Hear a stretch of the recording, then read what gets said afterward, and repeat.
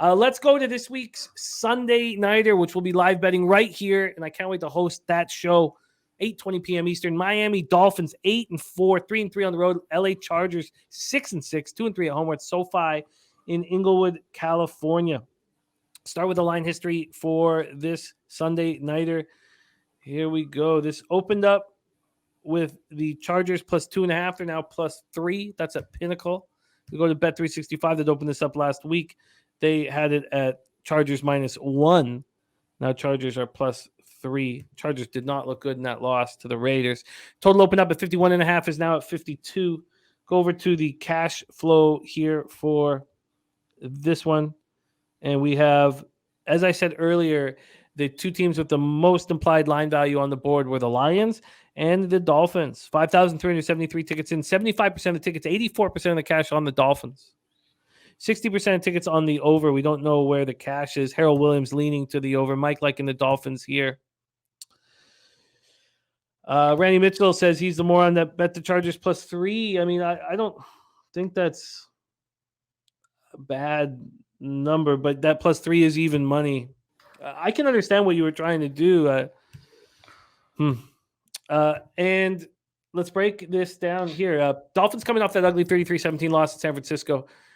Tron Armstead, the loss of star tackle Tron Armstead was noticed. Tua was rushing his throws and inaccurate, and Bosa had 3 sacks. And Tua finished 18 of 33 for 295 yards, 2 touchdowns, 2 interceptions. He only had 3 interceptions on the season coming into this one. Also lost a fumble. Tyreek still looked great. 9 catches, 146, 1 touchdown.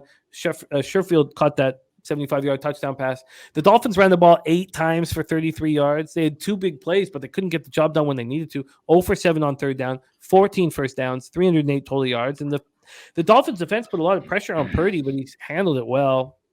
Dolphins finished with 4 sacks, 10 quarterback hits. Xavier Howard had an interception. So the Dolphins signed offensive tackle, former number 1 overall pick, Eric Fisher. And so Austin Jackson's on IR. People made a lot of big deal about Austin Jackson being on IR, but he was only back for 1 game. It's not as big of a deal, Austin Jackson being gone. Sorry, I said first overall pick. Fisher was 18th overall. And all right, so no, sorry, I kind of got that wrong. Sorry, Fisher was number 1 overall, and Austin Jackson was 18th overall. There we go. And Austin Jackson only played in 2 games this year, so I thought he only played 1, but 2 games. They made such a big deal of him being out of the lineup now. It's not him, it's Armstead that's a big deal. So Fisher, 2013 number 1 overall pick, made the Pro Bowl in 2018 and 2020. Tore his Achilles in the AFC Championship game and was released that offseason. He signed a 1-year deal with the Colts prior to 2021, started 15 games at left tackle. It's probably a really good signing for them, and they're desperate. Chargers are now on the outside of the playoff picture looking in 27-20 loss at Vegas. Offensive line was unable to protect Herbert. He was harassed all game long, sacked 5 times, hit 14 times. Herbert was 28 of 47 for 335 yards and a touchdown. Keenan Allen, 6 catches for 88 and a touchdown. Gerald Everett had a big game, which people have been waiting for a while. 5 catches for 80. Palmer, 7 for 60. Austin Eckler ran 10 times for 35 yards. This team still can't run the ball and doesn't choose to very often. Caught 5 for 67.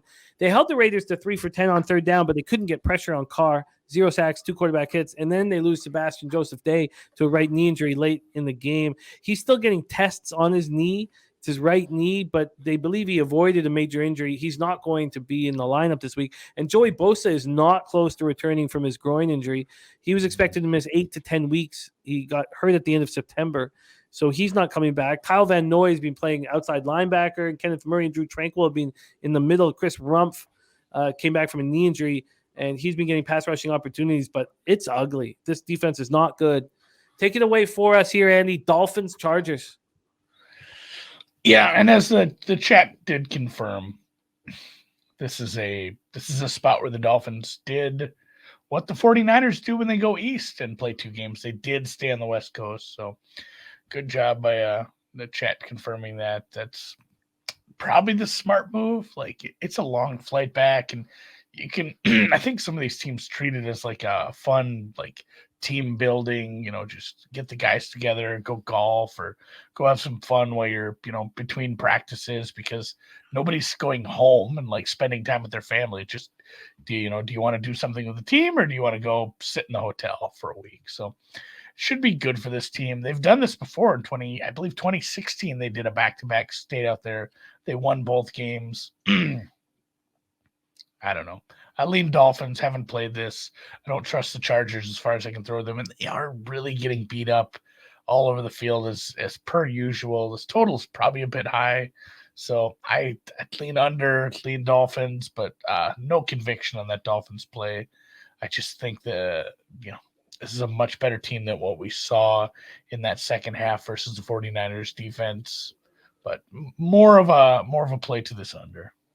I was shocked to see a 51.5. And then before I can be shocked and bet it goes up to 52. Yeah. I mean, we saw what happens when obviously after Toronto Armstead, they tried to get him back in the lineup, which was nuts, but obviously they're going to be more equipped to handle the loss of Toronto Armstead here. Yeah. But this is too high. I mean, this is a different offense when Tua doesn't have this fucking all-pro protecting him. So why is it going up? I don't know why. Both offensive lines are beat up and have issues, and I know that they have dynamic playmakers on both sides. Like there's some very good wide receivers in this game. So I get it, but yeah, I lean under. Haven't played anything. I'll probably stay away from this one. Just bet it live. Well, I want the under.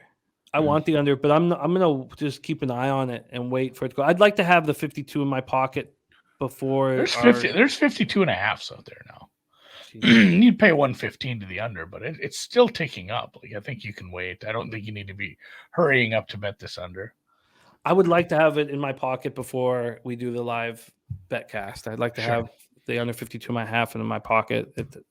I'd love to have it in the under. I had the worst line of any gambler in North America. I had the under 40 in the Bucks game, and it was just sit back and relax and count cash. So I'd like to get in on the under, but I will wait. And then if the Chargers got up to +4, would you have interest in them? Because I still don't know if I would. Be close, but no. They've been terribly inconsistent, even when they do get their players back, and it's been a better Miami pass rush. So I worry about too much pressure for Herbert to really keep them in this game. This is going to be a fun one. There's a ton of moving parts. I'm going to just see how high this total gets. As soon as it looks like it's going to start ticking down, I'm going to bet it. That's my plan.